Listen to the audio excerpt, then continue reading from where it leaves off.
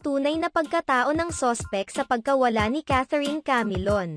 Hanggang ngayon ay hindi pa rin natatagpuan ang nawawalang Miss Grand Philippines 2023 candidate at isang public school teacher na si Catherine Camilon. Huling nakita si Catherine Camilon noong October 12, 2023, sa isang mall. Mula noon ay hindi na nakita pa ang dalaga. Isa sa mga persons of interest sa pagkawala ng dalaga ay ang karelasyon nitong pulis na nakilalang si Police Major Alan De Castro. Patuloy pa ring pinaghahanap ng kanyang pamilya at ng mga kapulisan ang nawawalang si Catherine Camilon. Sa pag-usad ng investigasyon may lumutang testigo kung saan sinabi nilang nakita nila ang dalaga na duguan at inilipat sa ibang sasakyan. Subalit, hindi umano sila nakatawag ng tulong dahil tinutukan sila ng baril ng mga salarin.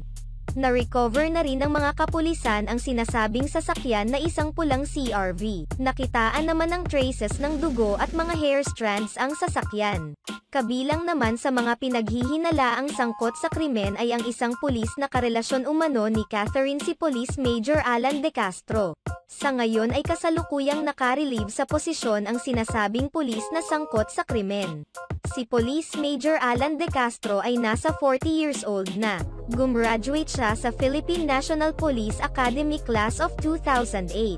Siya ay na-assign sa Batangas PNP bilang Deputy ng Drugs Enforcement Unit. Si Police Major Alan De Castro ay napag-alamang mayroong asawa at may 2 anak. Gayunpaman, kinumpirma ng kaibigan ni Catherine Camilon na totoong may romantic relationship ang dalawa. Base sa mga naging pahayag ng kaibigan at kapatid ni Catherine Camilon, lumalabas na isang mapanakit na tao si Alan De Castro. Sa tuwing nolalasing ito ay sinasaktan niya si Catherine Camilon.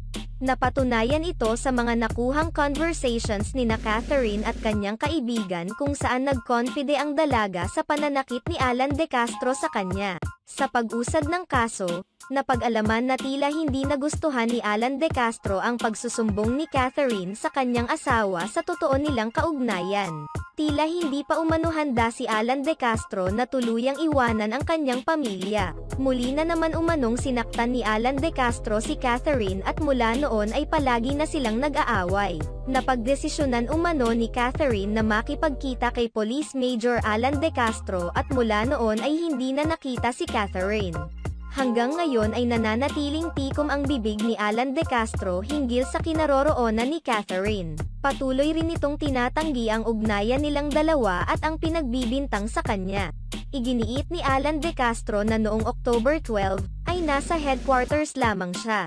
Gayunpaman, lumabas sa investigasyon ang mga ebidensyang nagtuturong may kinalaman siya sa naganap na krimen. Samantala, naniniwala ngayon ang mga netizens na tuluyan ng pumanaw si Catherine Camilon. Subalit, naniniwala pa rin ang mga kaanak nito na buhay pa rin ang dalaga at pilit lamang tinatago ng mga salarin.